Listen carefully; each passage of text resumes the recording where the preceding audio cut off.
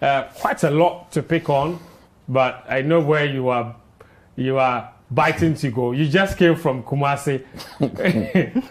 You see, like you rightly said, I just came from Kumasi. I was there and I did a program on one of their radio stations, Silver FM.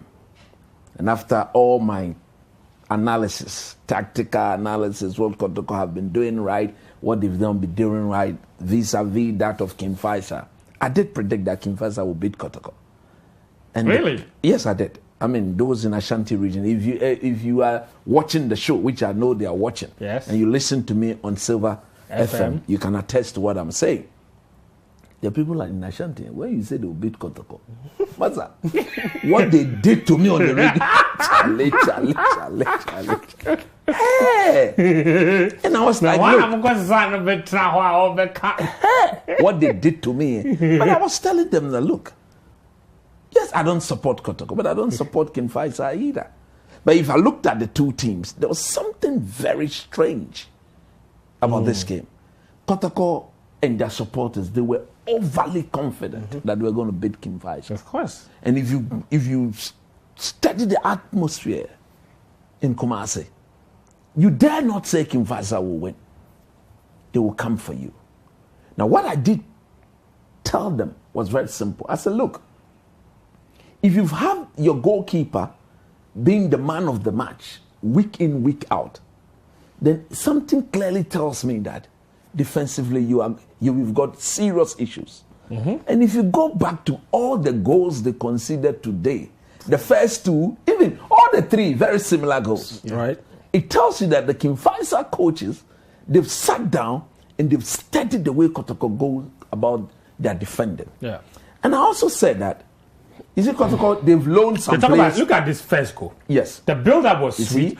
But if you pause it there, I'm not sure what Ganiu was doing there. You see, at the end of the day, I don't blame Ganiu either. Kotoko themselves, they don't have a proper DM. If they had a proper DM, the two centre backs would not be this stretched. Right. Because you have the DM right in front of them. But if you go back to the clip, look at the two guys in front of the centre too. It is clear that they themselves, they were lost. They don't know exactly what they were doing.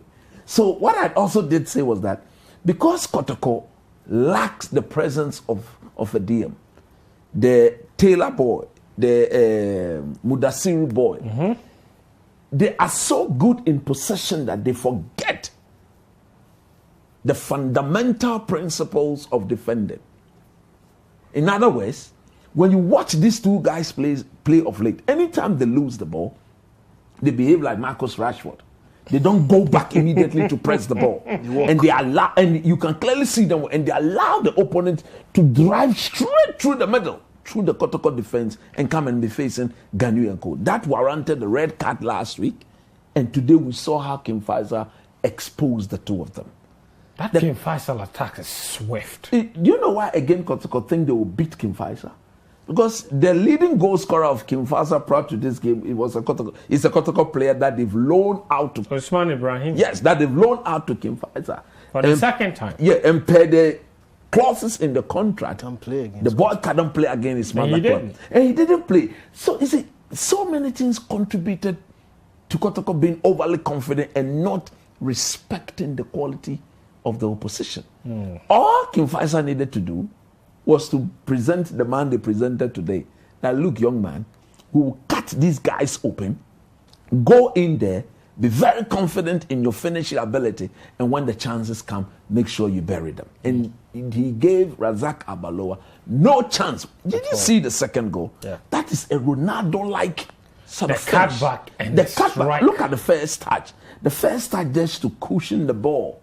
Invite no, not this one. Yep. The second one. If you go back to the King Faisal second goal, when this is the pass. No, this is it. Come on, man. This is the one I'm talking brilliant. about. You see, the first touch was to take the ball away from the defender and away from Razak Abaloa. He had picked his spot. He knew exactly where he was, and he knew that once he's hit it that hard, there was absolutely no chance that Razak Abaloa was going to touch that ball. And to me, the Kotoko technical staff should go back to the manner in which they've conceded these 3 goals today. Okay. It was eminent against Bechim. Bechim didn't punish them.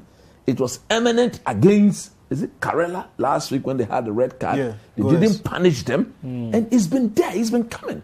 And for me, if they don't solve that problem, if the coaches don't get a way of getting the player to just his responsibility is to protect the back four. Okay. Yes, Mudasiru and the Taylor boy and the Lamte boy, they are very enterprising, very entertaining players. They won the ball.